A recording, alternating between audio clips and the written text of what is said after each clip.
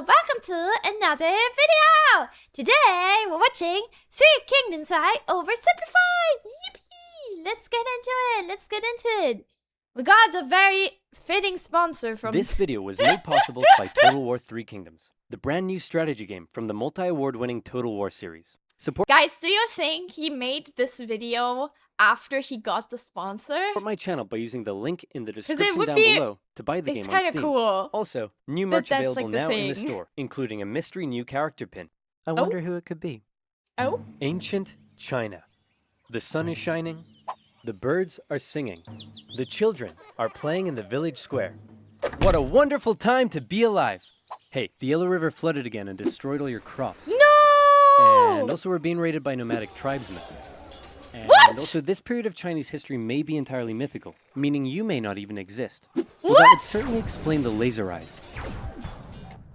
Chinese civilization began around the year 2000 BC when the possibly mythical Xia dynasty was formed. Throughout China's history, dynasties would usually rise up with a powerful leader who worked for the good of the people. But over time, the leaders would become more corrupt and self-serving. Someone would inevitably build a lake of alcohol, and the angry populace would overthrow them, giving way for a new dynasty to rise. Following this pattern, the Xia dynasty was replaced by the Shang, who liked bronze and writing. But then the leaders got corrupt, and were replaced by the Zhuo, who liked iron and philosophy. The But that one sort Zhuo! of just fell apart, and was replaced by the Qin, who liked building walls and people made out of rock. But they were- Oh, I've heard that. I've heard this one. They made the wall, you guys. It's kind of crazy. pretty tyrannical from the start, and were Joe Mama.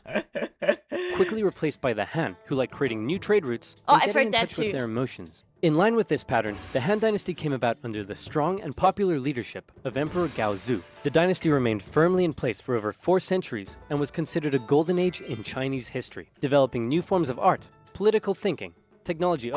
What did that say? Like, Golden age in Chinese history, developing new forms pretty, of art, pretty. political thinking. Political thinking under the foot of the law. Legalism. That sounds like a joke Shad would make and use TTS for.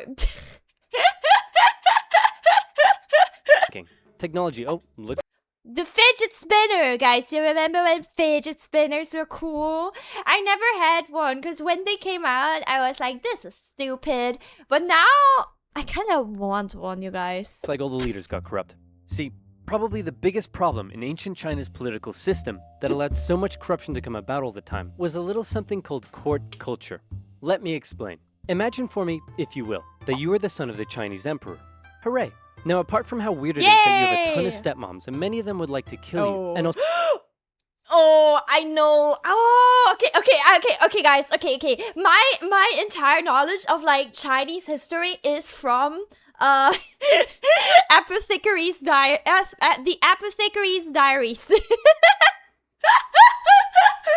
I just remembered because they have the concubines as well, right? I just realized. Same. Okay, I'm glad you guys are the same. so all of your friends are middle-aged dudes with no dump. Yeah, the looks. Oh my Life's god. pretty alright. One day, your father says, "Son, I know our relationship hasn't been the best, and I've never said this before, but I just want to let you know that I love you." Oh no, I'm having a heart attack. Oh. Look at you. Now you're the emperor. I'm so proud of you. But wait, you are but a child and have no idea how to rule over a massive empire. Fret not, because just about everyone in your court wants to help you out with that. Hey man, remember me? I'm your mom's bro. Anyway, I heard you needed someone to rule over China for you. I mean, to help you rule China. So hey, here's a popsicle. I hope we can get along. No way, man. We've been your friends and your personal caretakers your whole life. And even though we may have no dongs, I think you should give us all the power to rule China. Why did they have to get castrated? Is it like a thing of like devotion or something? Why did they have to get castrated? To preserve voice for singing? Really?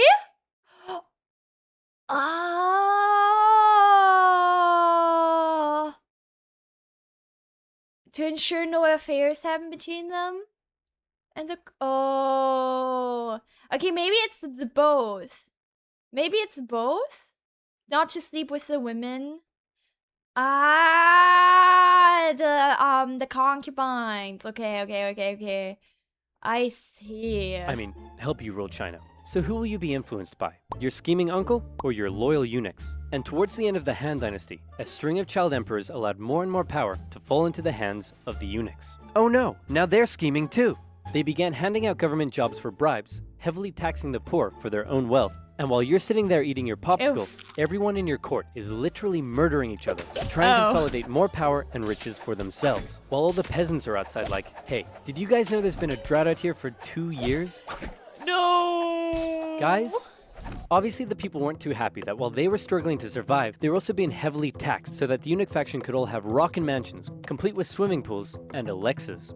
Whoa! Play Despacito. Whoa! This goes so hard.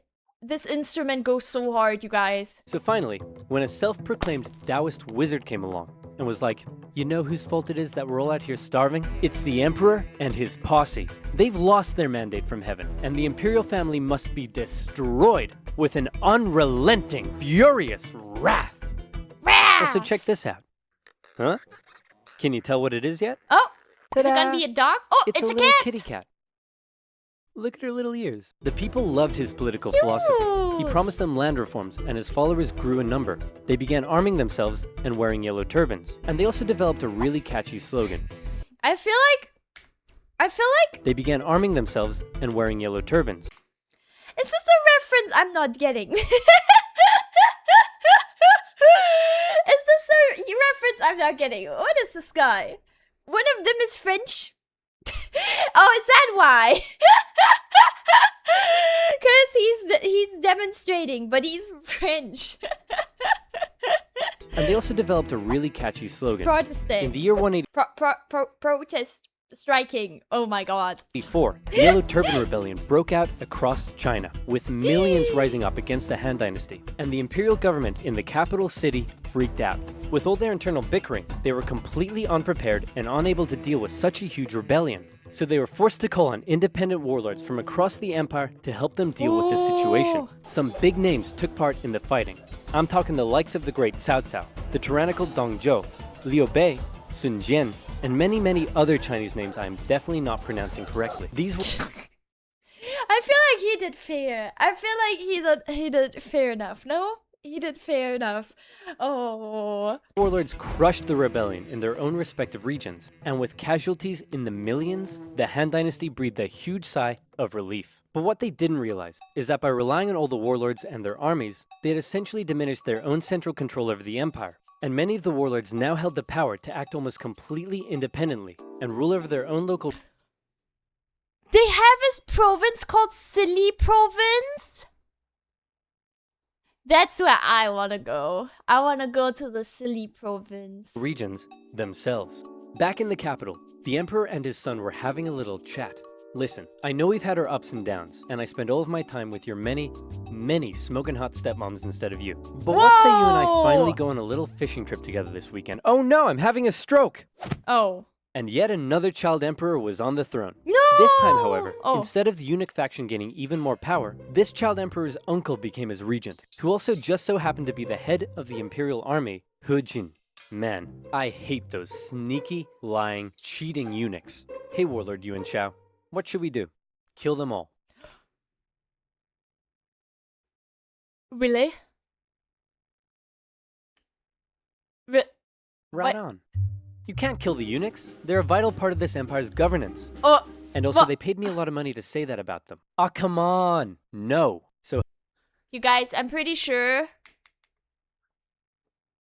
I think this is cat. I think. I don't know about this one though. So He Jin and Yuan Shao decided the empress may need more convincing. And so they called in an infamous, feared, tyrannical, overweight warlord A dog. from the northwest to help convince her. That man was Dong Zhuo, and he set out for the capital city with his army. Hey guys, I heard a rumor that He Jin was planning on killing us. Then why don't we kill him first? And so it was. Genius! They lured him to the palace with a forged letter from his sister, and when he got there, they lobbed off his head.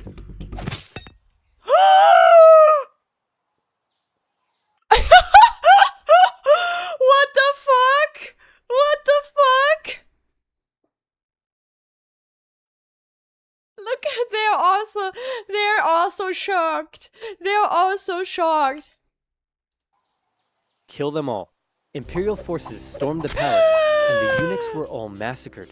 The peasants, who were still suffering from drought and starvation, saw what was going on and began to riot. The emperor and his brother were forced to flee the city, which was now in flames, and the feared, nasty, tyrannical, bloated Dong Zhuo had just arrived. He found the emperor and his brother wandering the hills outside of the city and was understandably confused. So he scooped up the emperor, went to the capital and was like, "Hey guys." Who overreacted more? I don't think it's an overreaction. I don't think it's an overreaction to be shocked if someone just gets murdered, gets stabbed, gets slaughtered in front of you. Right? I don't know. What's up? I see the capital is on fire. Also, I'm here with my army and I have the emperor with me. Wait a minute. The capital is on fire. I'm here with my army and I have the emperor. Screw you guys. I'm in charge. So now Dong Zhuo ruled over the Han Dynasty as the emperor's regent. His first act was to say to the emperor, "Hey man, no hard feelings, but I like your little brother better, so I'm actually making him emperor instead of you. Feel free to go do whatever you want." Bruh. Actually. What? Yeah, that feels better. Dong Zhuo ruled with an... It's over, bro. Imagine that. Older sibling treatment. No! Iron Fist, and he did whatever the flip he wanted. He made absolute decisions himself, showing no regard for the monarchy. He had his opponents or those who disagreed with him killed. He broke protocol, doing things like keeping his sword when approaching the emperor, wearing shoes in the court, sleeping in the emperor's bed, and worst of all, he would walk in the presence of the emperor. You were meant to trot. What does that mean? The other warlords around the empire hated him, and so they said, "Something needs to be done about this guy. What say we form a coalition?" I mean, I'm not gonna lie, the emperor is a child, so... I don't know. I know it's the emperor, okay, I guess that's the culture, but... I mean, it's a child. It's a child. What is trotting, you guys? You don't want to know about the women's feet in China back then? No, I've heard about women's feet in China. Isn't it like they got really... I don't want to show any pictures because it's very, very cursed. But I think they're getting like formed in a certain way. They're getting like shaped in a certain way so they can fit into like very small shoes. It's really, really cursed. Binding, yeah, they're being binded. It's so bad. And it was agreed. Warlords from across China, their armies amounting to 100,000 men, allied together against the tyranny of... Let me do some Google search. Yeah, Google Chinese woman feet. Lotus feet, is that what it's called? It's so bad. It's so bad. Dong Zhuo.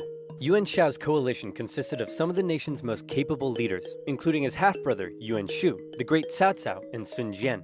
But Dong Zhuo had an ace up his sleeve. His protege and adopted son, one of the most skilled and feared warriors in all of China. It's Lu Bu. This guy was a beast of a man. He never lost a duel, and no other warlord dared challenge him to one. Oh, dude, this weapon is so freaking cool. This weapon is so freaking cool. He was also famous for betraying just about every warlord he ever fought for, something that Dong Zhuo didn't seem too concerned about. The coalition attacked Dong Zhuo in Luoyang, and in particular, Sun Jian's forces inflicted a heavy defeat against him, and he was forced to flee to the city of Chang'an. After this initial success, however, the war entered into a stalemate. The warlords in the coalition realized it was going nowhere, and also they all secretly hated each other. So they all went home. Dong Zhuo was safe. Until... Legend has it that a government official in Chang'an had a daughter who was hot. Super hot. He invited Lu Bu... Sorry, why am I weird? Why am I being weird, bro? ...to his home, and promised Lu Bu that someday he could marry his daughter. Then, he invited Dong Zhuo to his house and did the exact same thing. Dong Zhuo was so smitten that he insisted on taking her as his concubine immediately. And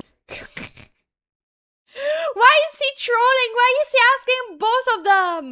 when Lu Bu heard the news, he was pretty unhappy. Hey man, aren't you worried that you stole Lu Bu's girl and betrayal is like his personal hobby? Lu Bu? Betray me? No way, man. Never gonna happen. Oh, crap. Lu Bu, along with other government officials, assassinated the tyrannical Dong Zhuo. Then they left his body burning in the streets. Some sources say he was so fat and oily, he kept on burning for days. That's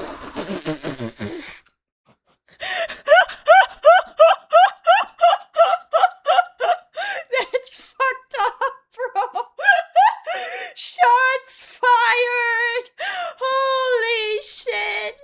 Holy shit. No. Nice. So with Dong Zhuo dead, and the power of the Han government essentially decimated, Great candle. They didn't have to light up anything else in that time. Enough light for the entire city, guys. China was left with a huge power gap, and a ton of warlords who all slept soundly at night dreaming of being the one to fill it. Here we enter into a crazy and chaotic period of civil war all across China, with so many people, so much betrayal, so much intricacy, it makes Game of Thrones look like a Dr. Seuss publication. But just to give you an idea of how crazy and chaotic it was, see if you're able to keep up with this. Are you ready? Here we go. Here's a rough map of the warlords throughout the Han Dynasty at the time. I was gonna say it kind of it reminds me of the Holy Roman Empire a bit.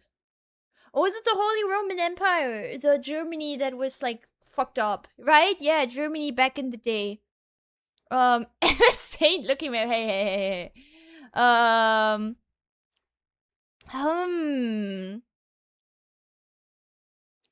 Okay, nice. Half-brothers Yuan Shao and Yuan Shu were both in a power struggle for who would become the figurehead of their family. Yuan Shu made alliances with warlords in the north, along with Sun Jian, the guy who defeated Dong Zhuo. Yuan Shao also made alliances with Liu Biao in the south and Cao Cao, who was an amazing strategist and general. All of these warlords began fighting each other. Cao Cao began building his own strength by subjugating nearby remnants of the Yellow Turban Rebellion into his own forces.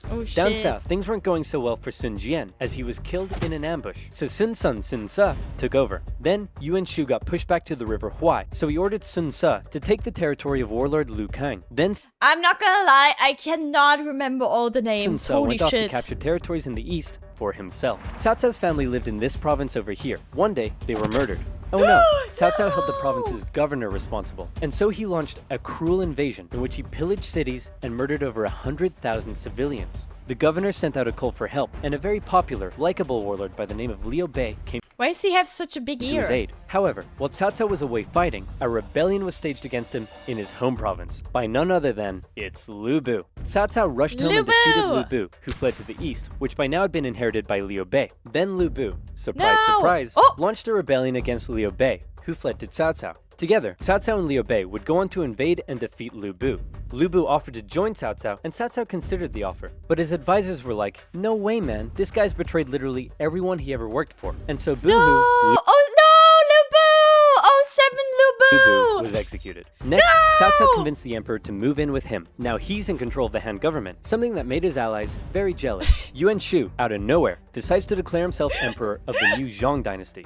Nobody I didn't want to do the labu labu, labu labu like lupu lupu. It's over for him. like that. His allies cut ties with him.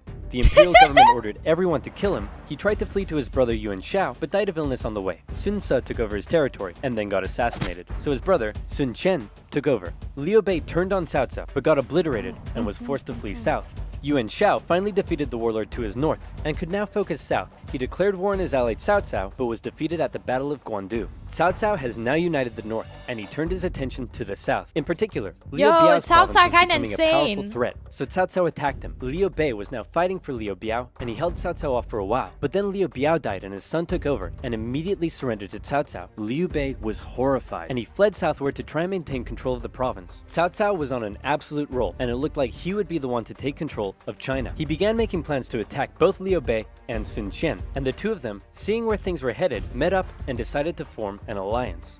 Now I know that was a lot to take in, but all you really need to know at this point is that this guy is on his way to taking over everything, and he's about to throw his full weight at the southern warlords. Bro.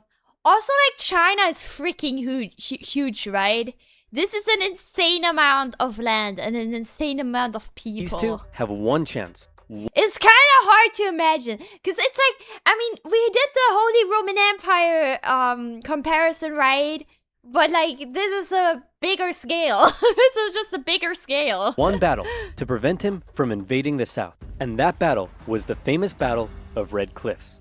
To take the south, Cao Cao would need to control and cross the mighty Yangtze River. He had over 200,000 men to face against Liu Bei and Sun Qian's combined force of 50,000. Really? How would they stand a chance when they were so outnumbered? Legend says most of Sun Qian's advisors pleaded with him to surrender, but then he smashed up a table and they all backed down. Luckily, Cao Cao's forces were asserting dominance. As this is how you properly assert dominance, you guys. This is why I do this, you guys. ravaged by disease and exhaustion, and his northern soldiers weren't too comfortable on ships. So when Cao Cao sailed down the river and the two sides met for an initial skirmish at Wulin, Cao Cao was unable to inflict a defeat against the allies. Then one of Sun Qian's men came up with a very sneaky plan. He sent Cao Cao a letter pretending that he and others wanted to defect to his side and offered to bring him some of Liu Bei and Sun Qian's finest ships. Little did Cao Cao... Oh, and Smash Bro... Wait. And what? And Smash Bros. But what does he mean by that? Is he gonna bring the game or is he gonna smash Bros? finest ships. Little did Cao Cao know, What does he however, mean by that those ships were full of flammable reeds. As they approached his fleet, they were set alight and destroyed his ships in camp. Seeing the situation as hopeless, Cao Cao ordered a difficult retreat through the rain and marshlands, during which more of his men fell to illness and disease. The underdogs had won, and Cao Cao would never again have another chance to take the south. Following that, the three warlords took some time to finish off some smaller competitors in their own regions, and by the year 214, China looked a little bit like this. Cao Cao continued to try to penetrate the southern regions, but had no success, and even lost the Hanzhong region to Liu Bei in 217. The former allies eventually fell out over who should own this territory here, with Sun Qian coming out on top. In 220, Cao Cao died of a head. It's kind of interesting. That was like, that was almost 2,000 years ago. However, I don't know, you guys. It's like so different from, it's like such a different place in the world compared to Europe, right? I don't know. I think it's just kind of insane to think of. It doesn't really, it doesn't really matter. It doesn't make sense. Does it make sense? Super interesting. Yes, it is. It is. You changed your name? No, I didn't. What? I never changed my name, huh? It makes sense, yeah. I feel like in general you don't really learn a lot about steamrollers and other countries exist. No, because like I feel like you don't learn a lot about what is it? About Asian history in German schools, for example. So I'm very excited. Yeah, they didn't teach that in school. They just taught about European history mostly, which I guess also that makes sense, but she's always been Miptune. Yeah, I've always been Miptune. What do you mean? What do you mean? Collab. Wait, I have 2 minutes to the collab. Wait. Oh no. Wait. Disease and was replaced by his son, Cao Pi. Cao Pi convinced the Emperor of Han to abdicate and then proclaimed himself the Emperor of the new state of Wei. Liu Bei followed suit, declaring himself the true Emperor of Shu Han. And a few years later, Sun Qian joined in the fun and declared himself Emperor of Wu. And so now you have a number. I like that they're changing the names. Wait a second. It's almost, it's like 3 more minutes for the video. Wait, let me check the collab. Okay, most people are still in the Okay. Wait. They're still in the setup. I'm gonna be a few minutes late. Sorry. Sorry. If anything, you can start a game without me. Okay. We could. I think it's fine. Yes. Of kingdoms in China. How many? Count them. 1, 2, 3. 3 kingdoms. Except, actually, they weren't kingdoms. They were dynasties. And when the three kingdoms finally formed, not a whole lot happened. For the Wait. Oh, fuck the screen. Thank you for telling me. Wait, Raja, can you add the handles of the fleur-de-lis girls as well, please? Please. count them. 1, 2, 3. Three Yes, kingdoms. three Except, kingdoms. Actually, they weren't kingdoms, they were dynasties. And when the three kingdoms finally formed, not a whole lot happened. For the next 3 decades, they continued to engage in combat, but it almost always ended in stalemate, and nobody really got anywhere. I wish I could read the characters, because I saw that they changed over the time, but... So how did it all end? Did Cao Cao's descendants eventually realize his dream of unifying China? Not quite. Instead, the three kingdoms became victims of the usual problems that plagued Chinese dynasties. In Wu, Sun Qian's descendant became a tyrant who was more interested in spending time with his concubines than governing. In Shu Han, a powerful, corrupt, eunuch faction rose up, and by now we all know how that ends. And in Wei, a string of young emperors gave way for a powerful family, the Sima clan, to take control of the dynasty's government. This Sima clan recognized the weak state Shu and Wu had been reduced to, and so they began making plans. I've just received this letter that says Wei is planning to attack us. Should we make preparations for war? Nah, it's probably nothing to worry about. Let's do absolutely nothing. Sounds good to me. Wei launched a full-scale invasion. I mean, you know what they say, do nothing win, right? Right? into Shu, which fell within a year. Then Sima Yan forced the Wei emperor to abdicate and proclaimed himself emperor of the new Jin dynasty. In the year 279, Jin launched an invasion of Wu and finally unified China in the year 280. The pattern of rising and falling dynasties. That was so long! That was like a 100-year war, no? Division and reunification would In continue total? in China for centuries to come. Right now you may be asking yourself, but wait a minute, what would have happened if Cao Cao had his way and unified China? Or what if Lu Bu never assassinated Dong Zhuo and he continued to rule over the Han dynasty? What about if one of these smaller warlords had risen to the top? Dang it, what if I want to be a warlord during the downfall of the Han dynasty? Whoa, partner, calm down, because now you can. This video was...